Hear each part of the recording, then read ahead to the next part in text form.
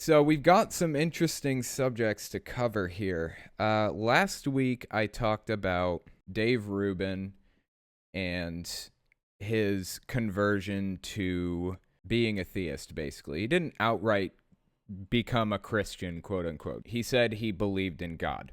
So I started kind of checking out some older YouTubers that I used to watch, like back in the day, some old atheist YouTubers from, years ago. When I first got involved in the atheist community, I watched a lot of Armored Skeptic, a lot of Logic, people like that. Those were two main ones.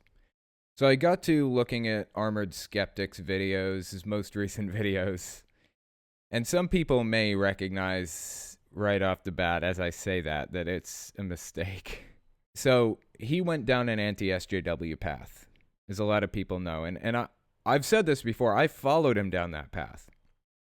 I completely agreed with him at the time. Come to find out, the whole anti-SJW thing is BS. It's like way over the top ridiculous, and they're obnoxious, and they say absurd things that don't really make any sense. So, I came to my senses eventually with that. And it seems like he's kind of laid off the anti-SJW stuff for the most part. But in one of his newer videos, he was saying some really interesting stuff. And I clipped it out. This is the first 30 seconds of his newest video, or what I think it's his newest video. He may have released one since then, but it's one of his newer ones at the very least. Let's give this clip a listen. This is Armored Skeptic. I'm also going to be listening to Dave Cullen of Computing Forever explain his reasons for leaving Christianity. And then I'm going to listen to Dave Rubin's reasons. So let's give it a listen, see what he has to say. I began my YouTube journey by breaking my head out of the dogma of religion, embracing science and logic, and rejecting the Bible. Certainly, a lot has happened since then. I still don't believe in the God of the Bible, but kind of come full circle on this whole thing here. I'm starting to notice that there might be something more to the universe than what science can describe. And I've also come to realize that some of the stories in the Bible, and I mean the really, really crazy ones, are actually true. Okay, let's pause it there. So here's what Armored Skeptic said. I'm going to try to break these things down as we go through it. He says he doesn't believe in the Christian God necessarily, but he believes that he feels that he's come full circle. He started his channel out as a skeptic, quote unquote, debunking religious claims, debunking the Bible and things like that. And now he's come full circle, and he believes that there's something greater than us, something we can't understand or whatever else, right? To me, that's pretty straightforward. He's saying he believes in God. At the very least, he believes in some metaphysical thing that we can't explain, which is something we hear from Christianity all the time. So let's continue on and hear the next portion of this that he said. Ladies and gentlemen, I have a confession to make. I low-key believe in ghosts. A little. Sometimes. I know, it's not logical. I'm very likely wrong, and I can't prove that it's true, but I've just had enough weird experiences in my life that make me wonder if there exists a world out there that eludes our senses. Okay. So he said he believes in something beyond us in the previous video, some metaphysical, thing, and he believes that most of the really crazy stories in the Bible are true, or some of them at least. I think he said some of them. And now he's saying he believes in ghosts in this other video. This is a second video. He believes in ghosts. This is what happened? I don't understand. This dude helped me get out of religion. How did this happen? I want to know his thought process here. This makes zero sense to me. And it does not stop here. There is a lot more to this. So the next one is Dave Cullen, I think his name is, Computing Forever. He didn't just say he believes there's something beyond us. He took it a step further and said he believes in the Christian God, and he believes we need Christianity to be good people. So let's listen to what Dave has to say here. I guess I considered myself an atheist since I was about 13. I rejected the religious teachings of my parents, who were both devout Catholics and quite conservative, and as I entered my teenage years, I began to become more liberal, and I believed that I could have all the answers, that science and secularism were adequate substitutes for religion and faith. But as I grew older, I also became more conservative, and I began to realize that the wisdom of my parents was based on something timeless, universal, and tried and tested for thousands of years, that the teachings of Christ were a set of rules and instructions that not only made intuitive sense when carefully studied, but actually had been essential in building and maintaining our Western civilization. While a decade ago I had buried myself in the Horsemen, in my mid to late 20s watching Hitch, Harris, Dawkins, and Dennett own religious apologists in debates time and time again, I had, however, dismissed all too quickly that the Horsemen were simply unable to adequately refute the claim that you cannot get an ought from an is. All right, let's just pause there for a moment. He says you cannot get an ought from an is. That's his big claim. Now, I don't know if you guys have heard this claim or not. You can't get an ought from an is. Basically, it's saying science tells us how the world is, quote unquote, and religion tells us how the world ought to be. It's basically saying you can use science to figure out how the world operates, but you need religion to have morality. They're saying you need objective morality. Now, what blows my mind the most about this guy is the fact that he was involved in the atheist debate scene. I mean, he watched Hitchens, Harris, Dennett, and Dawkins. He listened to them. He read their books. How can you possibly take anything that Christianity has to say seriously after you read their books? Like, it honestly, I'm sorry, it just doesn't make any sense to me. So his argument is you can't get an ought from an is. That he's saying you need religion for morality, and science cannot provide that. So let's continue on with the video and see what other things he has to say about it. Science is the means by which we understand the physical world around us. It is not the means by which we derive our morality. For that, we need philosophy, metaphysics, religion. Human beings need relatable stories, instructions, parables, in order to develop a moral and ethical framework in which to live. All right, hang on. Let's just pause right there. He's saying that humans need parables and stories to teach them morality. I just straight up completely disagree with that. That's just wrong. That is just not correct. I didn't need a parable to be told to me or a story for me to understand that murder is wrong. I just knew that that was wrong. Christians, generally speaking, seem to think, or extremist Christians at least, seem to think that you need the Bible to teach you morality. Well, guess what? The Bible has some really horrific shit in there. You know the morality that I would draw from the Bible? If it was in a vacuum and I was just reading it with no outside influence, I would understand slavery to be acceptable. In fact, I would understand it to be a good thing. That's the moral value that I would pull from the Bible, because that's how the Bible talks about slavery, as though it was an okay thing. It's fine. You can do it. No big deal. Even indentured servitude, even if you want to go down this path. And that's just straight up wrong. I'm sorry. It's just not good. Those are the moral values that you learn from the Bible. We didn't learn our system of morality from the Bible. It just did not happen that way. If anything, the Bible has damaged our moral compasses. I mean, look at Islam. Look at the Quran. It has kind of eroded the moral values of a lot of people. They believe that the punishment for leaving this religion is death. They believe that the punishment for homosexuality is death, throwing you off a roof. This is just not, you don't get real good morality from these books, from these specific books, from these specific groups, from Jehovah's Witnesses, from Mormons, from the Bible, from the Quran. Like, he knows this. It really makes zero sense to me. Like, he's been through these arguments. He's listened to these arguments. He was a prominent atheist in the atheist community for like a long time. Why is he giving us these arguments now, when any atheist follower he had could see straight through this stuff? Or, well, most at the very least. Let's continue. Human beings need relatable stories, instructions, parables, in order to develop a moral and ethical framework in which to live. Science and religion are actually not in conflict, as some atheists believe. They're not actually in competition. One is the means by which we understand the physical world around us. The other is the means by which we derive meaning and moral instruction. Okay, he says religion and science are not in conflict with each other, like many atheists believe.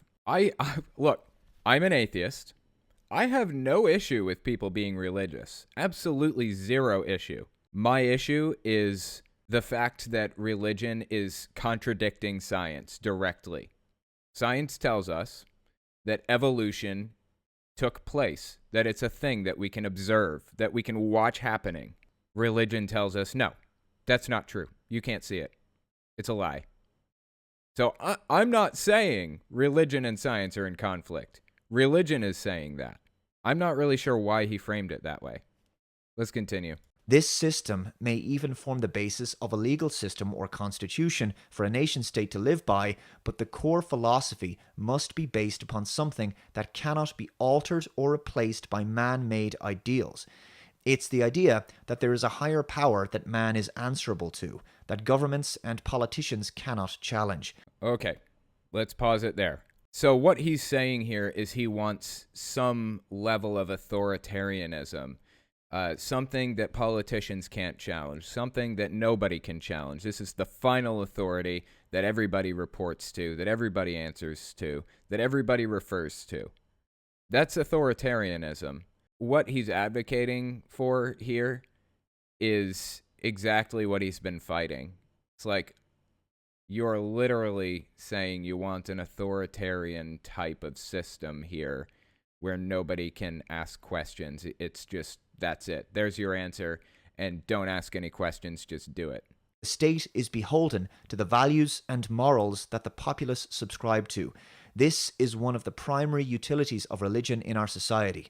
So he's saying that he wants a system that is so unified that everybody subscribes to this in the system, a final authority. Whether you like it or not, you have to agree that this thing is wrong and this thing is correct and blah, blah, blah. That's his whole bit. So he is appealing to religion for the morality aspect of it. And I'm sorry, that's just not how our brains work. You seem to, you really do not want the Bible as your final moral authority. I promise you. If you actually do, then you have not read the thing. Like, the morality in the Bible is genuinely horrific. It's really, really bad. Because it was set between, say, 2,000 and 6,000 years ago in a completely different culture that wasn't anywhere near as enlightened technologically or morally as us. Like, society's come so far from 2 to 6,000 years ago. It is absolutely absurd to take their moral beliefs and apply them to our modern world. It would be a bad place. I honestly don't know what he's talking about here. I don't know what brought him to that conclusion that the Bible should be a moral authority.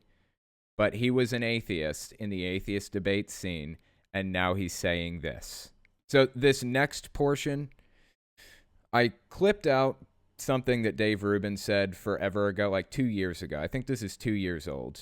And this was his stance 2 years ago on religion. And then we'll listen to his stance on religion now. So let's listen to his 2-year-old stance on religion. As I've said many times before, I myself am not a believer, but I don't really care what anyone else believes as long as their religious beliefs don't take the form of legislating my life. In the privacy of your own home, you can believe in Yahweh or Jesus or Muhammad or the flying spaghetti monster, and that's actually none of my business.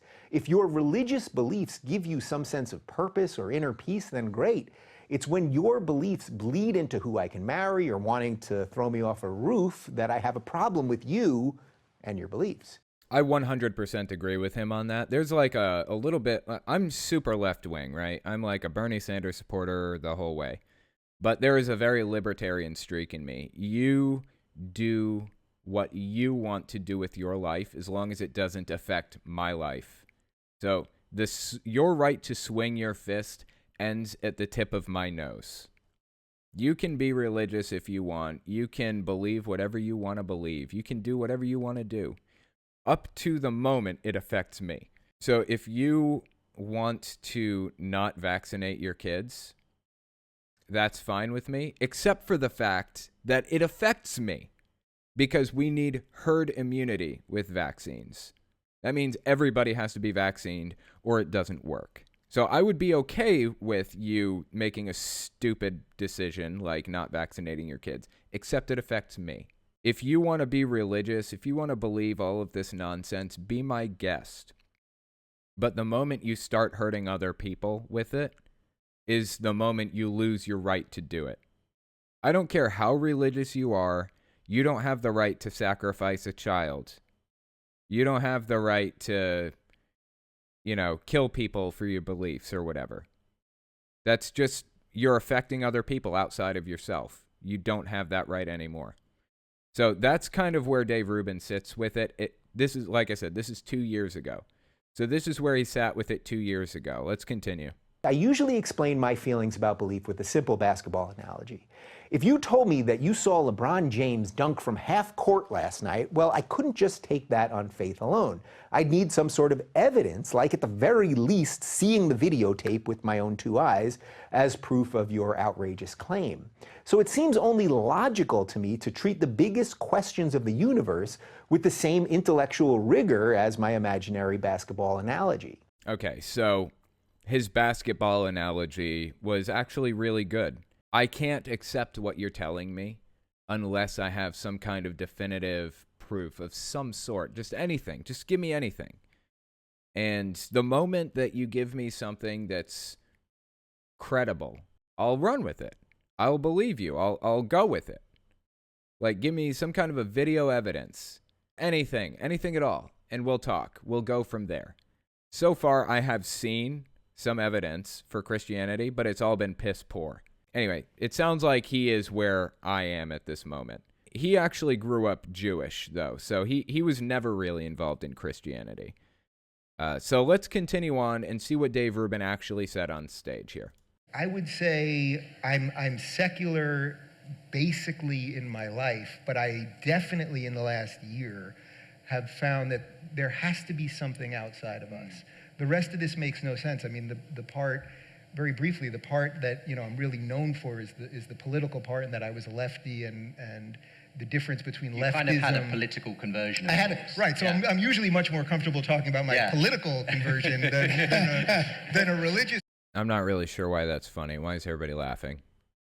I'm much more comfortable talking about my political conversion than my religious conversion. I must have missed the joke. I don't know. But I would say this, that consistent with me talking about sort of what's happened with the postmodern left, with the progressives, they've disconnected everything. Their whole worldview is disconnected to anything that came before them. So that could be God or a religious set of ideas or something like that. So I'm really, really fascinated by that at the moment, and it's changing how I live my life. I just did, it was Yom Kippur, which is the holiest day in Judaism. I was at a service that was actually at a church in Pasadena in Los Angeles, hosted by Dennis Prager, that I'm sure many of you guys know about. Dennis Prager, who many of you know. So I would say I'm in it the way you guys are all in it. Well, trying to find some truth in the madness. Okay, so he said, I'm in it the way you guys are in it, trying to find some truth in the madness. Now, we've got to bear in mind that Dave Rubin was at what I think is a Christian conference here. So some people say it's about money, and I've said this before, but I'm going to say it again. I have a lot of trouble accepting that it's about money in many cases, because I could be rich tomorrow if I came out as a Christian, but I can't because I don't believe it. I think is outright harmful. I think it's a bad thing. I could not come out as Christian tomorrow, no matter what the incentive is. No matter what. Somebody gives me $1 million. I couldn't say I'm Christian. I cannot do it. I don't think it's about money in most cases. Now, with Rubin, I think he was playing to the crowd that he was in front of there probably a little bit. And so he was like, he said he's agnostic. And what he means when he says that is he was kind of on the fence. That's what he means. He kind of saying he doesn't know. Maybe there is, maybe there isn't, whatever. But I think that in this specific case with Rubin, he was kind of playing into the maybe there is side of his agnosticism versus the maybe there isn't side. He's very wishy-washy with the whole thing, but if he's in front of the right crowd, he can pretend to be anything he wants to be, chameleon type of situation.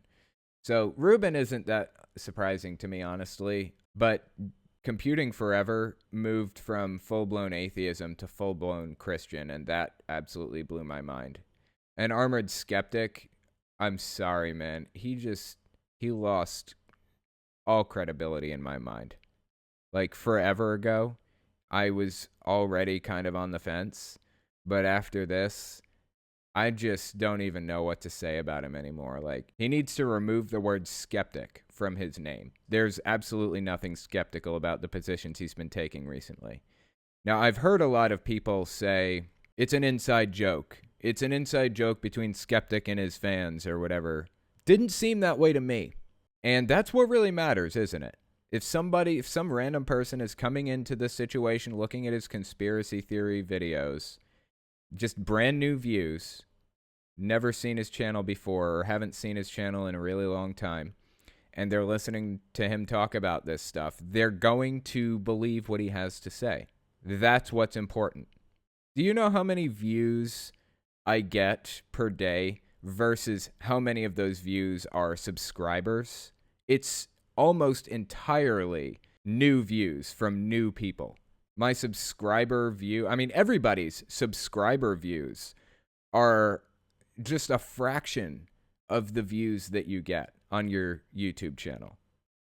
That's why it's so important that YouTube continue to promote your channel, because if they stop promoting your channel and you're relying solely on subscribers, you're going to die as a channel, because those subscribers are eventually going to leave, lose interest, as everybody does. That's just how it works.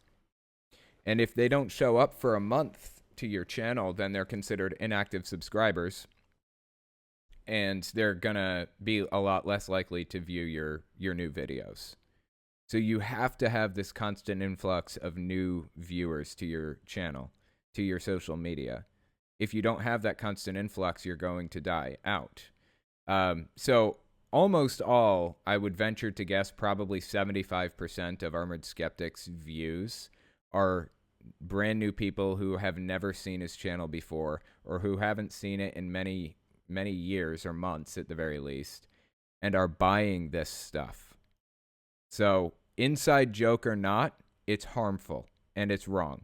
If you like what I do and you want to make sure I can continue to do it, you can support me in a few ways. First, you can support me on Patreon. That's probably the best way. But if you want to get something back for your support, you can check out my Teespring. I'm trying to make a shirt design for every cult I've covered. I haven't gotten every one, but I'm working on it. So check it out and see if your cult is up there. Second, you can support me by checking out my game shop. I sell controller, cartridge, and game box stands for every system from the original Nintendo and Sega Game Gear to the Xbox One and Nintendo Switch. So give that a look too. And finally, if you want to support me in some way other than monetarily, you can check out my other YouTube channels. I have a retro game channel where I answer questions like, why does Shy Guy have a mask? And why are CRT TVs the best way to play retro games? I also have the podcast where I talk about stuff I don't feel I can say on a monetized channel. And finally, I have my main channel where I talk about cults. I wish I didn't have to worry about dancing around subjects carefully in the first place, but I chose to do this as a full-time job. So unfortunately, I rely on YouTube's AdSense and on the support of patrons to continue doing the work I do. Anyways, check me out in all those places if you haven't already. Thanks for listening, guys.